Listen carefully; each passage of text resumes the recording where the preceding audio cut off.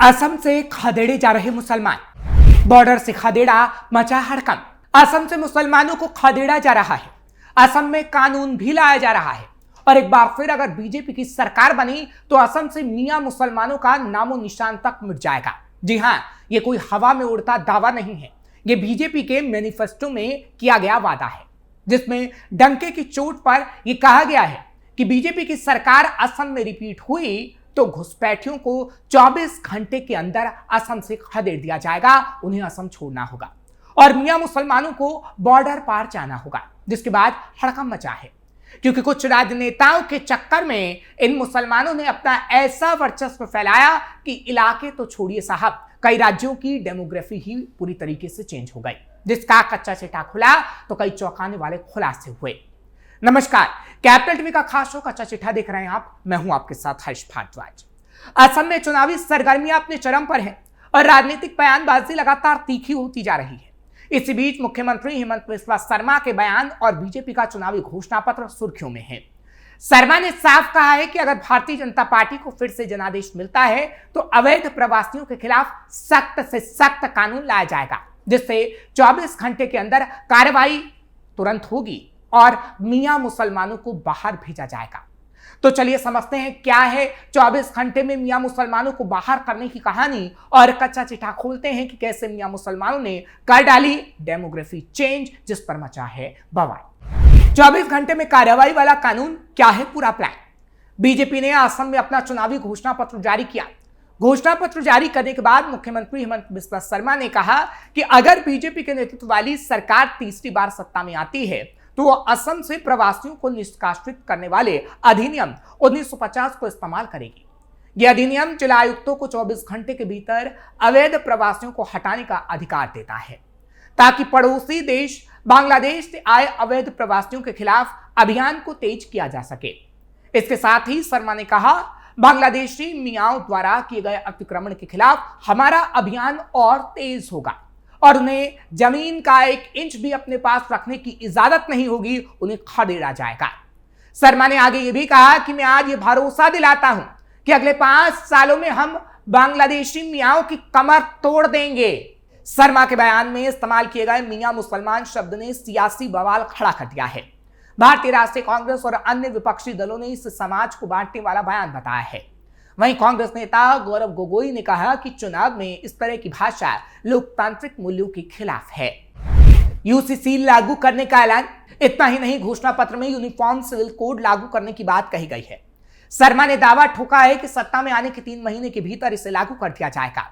हालांकि 6ठी अनुसूची के तहत आने वाले आदिवासी इलाकों को इसमें से बाहर रखा गया है। सरकार का कहना है कि यह कदम लव जिहाद और लैंड जिहाद जैसे मुद्दों पर नियंत्रण के लिए बेहद जरूरी है और उन मुसलमानों के लिए भी जो अपनी कट्टरपंथी सोच रखते हैं। मियां मुसलमान बनाम मुसलमान वोटर। जैसे पश्चिम बंगाल में बीजेपी को ऐसे मुद्दों पर ममता बनर्जी की तृणमूल कांग्रेस से जूझना पड़ता है, असम में सामने से कांग्रेस और बदरुद्दीन अजमल की पार्टी AIUDF है। हिमंता बिस्वा शर्मा कांग्रेस नेता गौरव गोगोई को पाकिस्तानी एजेंट बोलकर लगातार टारगेट करते रहे हैं, तो असम की प्रभारी प्रियंका गांधी वाड्रा कांग्रेस के पीपुल्स चार्जशीट के जरिए बीजेपी के मुख्यमंत्री को कटघरे में खड़ा करती रही है। हिमंत बिस्वा शर्मा सत्ता में वापसी और बीजेपी की हैट्रिक की कोशिश में जुटे हुए हैं। बीजेपी असम और पश्चिम बंगाल में घुसपैठियों के मामले को बड़ा मुद्दा बनाने की कोशिश इस विधानसभा चुनाव में कर रही है और बना भी रही है। असम के मुख्यमंत्री हेमंत बिस्वा शर्मा के भाषणों में बार बार मियां मुस्लिम शब्द सुनाई दे रहा है और चुनावी मौसम में एक बार फिर जब ये सुनाई दिया और चुनावी घोषणा पत्र तक में जब उसे खदेड़ने की बात कही गई तो मामला किस तरीके से सुर्खियों में आया वो आपके सामने है। मियां शब्द बंगाली बोलने वाले मुसलमानों के लिए होता है। जो बंगाली भाषा नहीं बोलते उनको बांग्लादेशी प्रवासी बताया जाता है। असम में करीब 22 विधानसभा सीटों पर मियां मुस्लिम बुलाए जाने वाले लोगों का प्रभाव है। असम के मुख्यमंत्री हिमंता बिस्वा शर्मा ने दावा किया, असम का मुस्लिम समुदाय मियां मुसलमानों के खिलाफ है। स्थानीय मुस्लिम समुदाय बीजेपी का समर्थन कर रहा है। स्थानीय मुस्लिम मियां मुसलमानों से सांस्कृतिक रूप से अलग है। इन बांग्लादेशी मुसलमानों को असम से जल्द ही खदेड़ा जाएगा। दरअसल हिमंता बिस्वा शर्मा समझाते हैं कि असम के मुसलमानों ने समय समय पर साफ किया है कि उनका धर्म एक हो सकता है, लेकिन वो मियां मुसलमानों से सांस्कृतिक रूप से बिल्कुल अलग हैं। और हिमंता बिस्वा शर्मा अपना स्टैंड भी साफ करते हुए कहते हैं कि असम के आम मुस्लिम समुदाय से उनको कोई दिक्कत नहीं। भारत के धर्मनिरपेक्ष देश होने की दुहाई देते हुए उन्होंने ये कहा है कि मुसलमानों से मुझे कैसी भी प्रॉब्लम हो सकती है, लेकिन जब बांग्लादेशी मुसलमान और घुसपैठियों की बात आती है तब प्रॉब्लम बढ़ जाती है और प्रॉब्लम जरूरी है। हिमंता बिस्वा शर्मा ना तो ईद पर किसी मुस्लिम के घर जाने ना ही टोपी पहनने को गलत मानते हैं। जिक्र आने पर बताते हैं कि उनके दफ्तर में 30% लोग मुसलमान हैं। यहां तक कि बताते हैं 30 साल से उनका जो ड्राइवर है वो भी मुस्लिम है। उनका कहना है कि तकलीफ तब होती है जब बांग्लादेशी मुसलमानों की बात आती है जो भारत में आकर हमारे डेमोग्राफी में गड़बड़ी करते हैं। बीजेपी इस विधानसभा चुनाव में असमिया, अस्मिता और घुसपैठ को बड़ा मुद्दा बनाने की कोशिश कर रही है। कुछ दिनों पहले केंद्रीय गृह मंत्री अमित शाह ने असम दौरे में कहा था कि वहां के 7 जिलों पर 64 लाख घुसपैठियों का दबदबा हो गया है, जिसका इलाज करना होगा। आपको याद होगा कि जब पिछले दिनों अमित शाह असम आए थे तो उन्होंने बीजेपी को फिर से असम में सरकार बनाने का मौका देने की अपील की थी और कहा था कि अगर आप घुसपैठ को रोकना चाहते हैं तो आगे आने वाले चुनावों में एक बार फिर बीजेपी का समर्थन करें।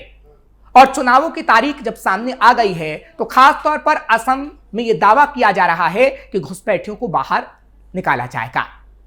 असम से घुसपैठियों की बात को लेकर कहा गया है कि बाकी राज्यों से असम में घुसपैठियों का मामला अलग है। अमित शाह ने घुसपैठियों से निजात पाने के लिए एक मंत्र भी दिया था, detect, detain and deport. Amit Shah के मंत्र पर हिमंता बिस्वा शर्मा से जब सवाल किया गया तो उन्होंने कहा कि मंत्र तो दिया गया, लेकिन तमाम राज्यों से मसला असम में अलग है और असम से तमाम घुसपैठियों को खदेड़ा जाएगा। दरअसल असम के सीएम कहते हैं कि देखिए, जो असम के हालात है देश से अलग है और देश के लोगों की बांग्लादेशी मुद्दे के लिए सोच है और असम का जो एक्सपीरियंस है ये दोनों बिल्कुल अलग मसला है, यानी अलग मामला। अमित शाह जी देश के होम मिनिस्टर हैं, देश के लिए बोलते हैं, लेकिन असम की समस्या अलग है। असम के मुख्यमंत्री का कहना है कि 70 लाख लोगों को डिटेक्ट करके डिपोर्ट करना ये कोई मामूली काम नहीं होगा।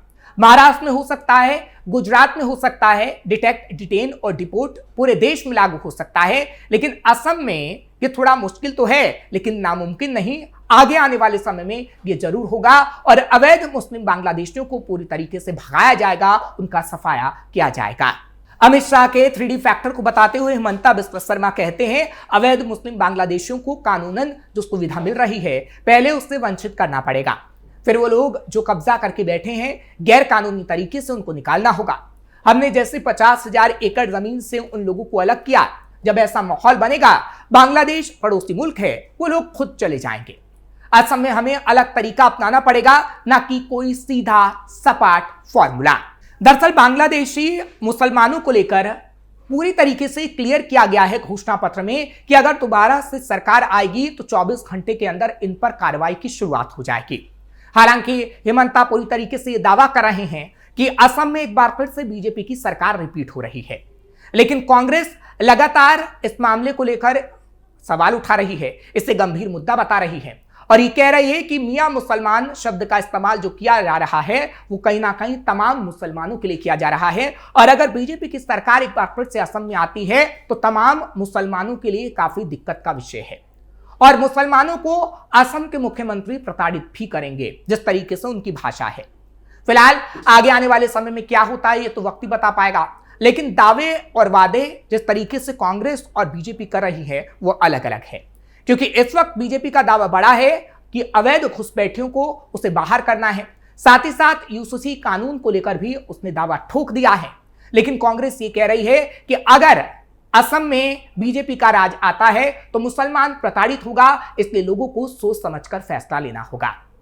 हालांकि इससे पहले हमने देखा है कि असम के अंदर किस तरीके से लोगों ने हिमंता के फैसले का स्वागत किया है, जब मियां मुसलमानों ने जो अवैध कब्जा किया उस पर बुलडोजर चलाया गया। जब मियां मुसलमानों को खदेड़ने की बात की गई तो किस तरीके से उसका स्वागत भी आम लोगों की तरफ से किया गया, आम मुसलमानों की तरफ से भी किया गया। और बीजेपी ये कह रही है कि कहीं ना कहीं कांग्रेस भ्रम फैलाने की कोशिश कर रही है, क्योंकि आम मुसलमानों से कोई दिक्कत असम में ना तो असम के मुख्यमंत्री को है ना ही पूरे बीजेपी को है। दिक्कत सिर्फ मियां मुसलमानों से है, उन अवैध प्रवासियों से है जो कहीं ना कहीं देश पर और राज्य में और असम में कब्जा करके बैठे हुए हैं और इन्हीं को बाहर खदेड़ा जाएगा। और वक्त बहुत नजदीक है। अगर बीजेपी की सरकार रिपीट हुई तो इन लोगों को 24 घंटे के अंदर बाहर जाना होगा, जिस बात को बीजेपी ने साफ कह दिया है।